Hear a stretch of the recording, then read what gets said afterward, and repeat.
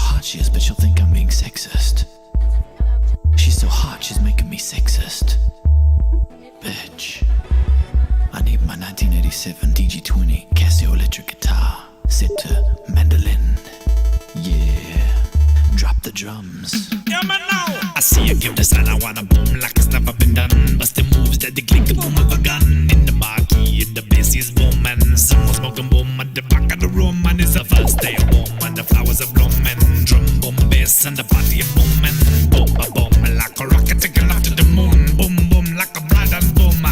See you shaking that boom, boom. See you looking at my boom, boom. See you want some boom, boom. It's clear as boom, time, boom, boom. Let me buy you a boom, boom. You order a fancy boom. You like boom, and I like boom. Enough small boom, let's boom the boom. Fast forward, selector. Now we're rolling on a boom, boom. Right into my private room. And we know what's happening, we both assume we're gonna boom, boom, boom till the break of boom. Who's a boom king? I'm the boom king. What? Who's the boom king? Tell me now. I'm the boom king. He's the boom king. Chaka chaka chaka. Chaka chaka chaka. Chaka chaka chaka. Chaka chaka chaka. My phone is beeping, his big boom's boom is back from 10 years doom gloom. And they said they had his boom chopped off in the boom, but the crazy boom still loves the boom. And zip the boom and my lens goes zoom. My beep boom drops, but the bum bum. We both get freaky, then the boom gets squeaky, and we boom boom boom boom boom boom boom. Who's the boom king? I'm the boom king. What? Who's the boom king? I'm the boom king. Press the boom king.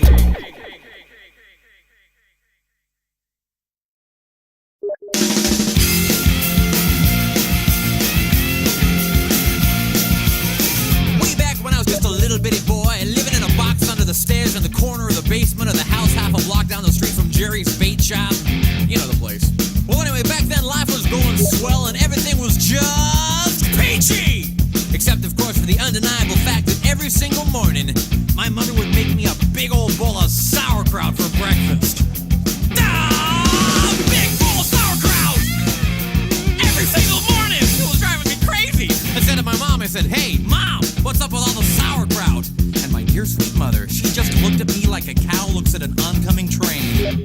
And she leaned right down next to me. And she said, "It's good for you!"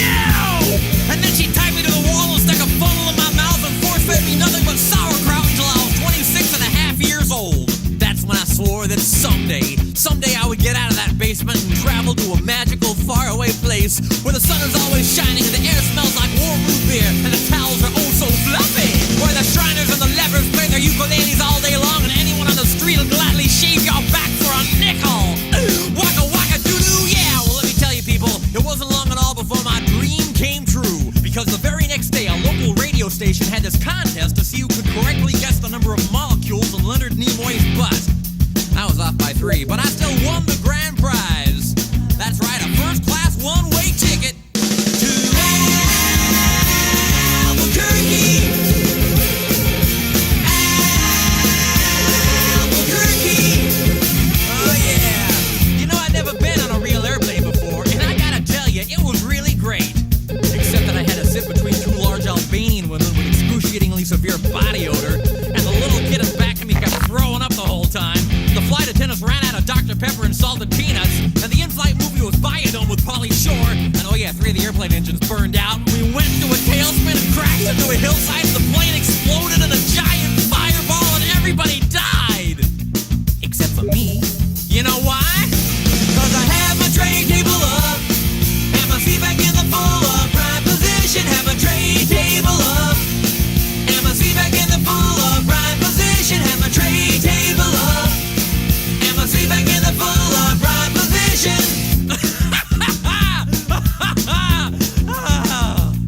So I crawled from the twisted burning wreckage. I crawled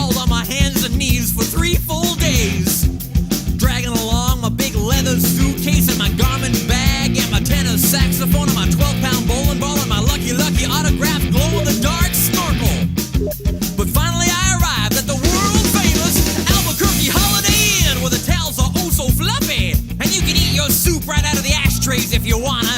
It's okay, they're clean. Well, I checked into my room and I turned down the AC and I turned on the Spectrovision, and I'm just about to eat that little chocolate mint on my pillow that I love so very, very much when suddenly there's a knock on the door. Well, now who could that be? I say, who is it? No answer. Who is it? There's no answer. Who is it? They're not saying anything. So finally I go over and I open the door, and just as I suspected, it's some big fat hermaphrodite with a flock of seagulls haircut and only one nostril. Oh man, I hate it when I'm right. So anyway, he burst into my room and he grabbed my lucky snorkel, and I'm like, hey, you can't have that. That snorkel's been just like a snorkel to me. And he's like, tough.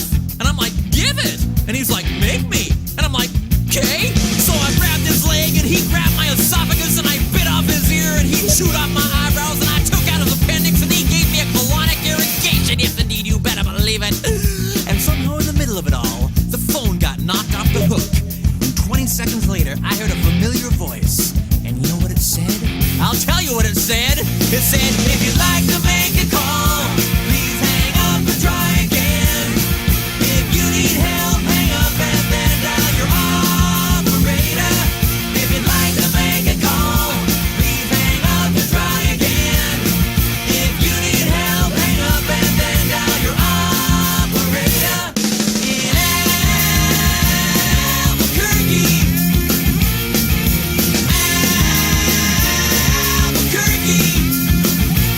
Well, to cut a long story short, he got away with my snorkel. But I made a solemn vow right then and there that I would not rest. I would not sleep for an instant until the one-nostriled man was brought to justice.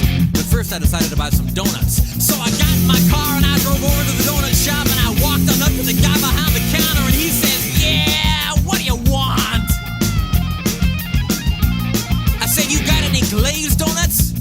He said, no, we're out of glazed donuts. I said, well, you got any jelly donuts? He said, no, we're out of jelly donuts. I said, you got any Bavarian cream-filled donuts? He said, no, we're out of Bavarian cream-filled donuts. I said, you got any cinnamon rolls? He said, no, we're out of cinnamon rolls. I said, you got any apple fritters? He said, no, we're out of apple fritters. I said, you got any bear claws? He said, wait a minute, I'll go check.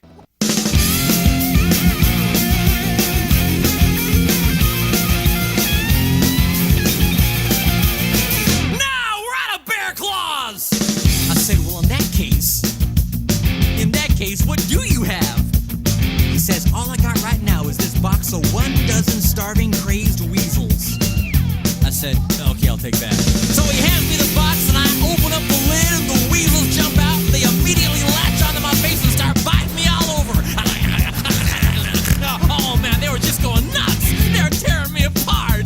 You know, I think it was just about that time that a little ditty started going through my head. I believe it went a little something like this.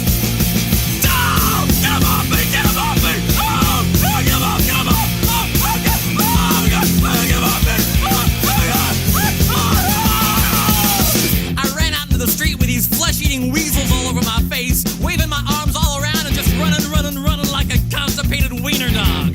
And as luck would have it, that's exactly when I ran into the girl of my dreams. Her name was Zelda. She was a calligraphy enthusiast with a slight overbite and hair the color of strained peaches. I'll never forget the very first thing she said to me. She said, hey, you got weasels on your face. That's when I knew it was true love. We were inseparable after that.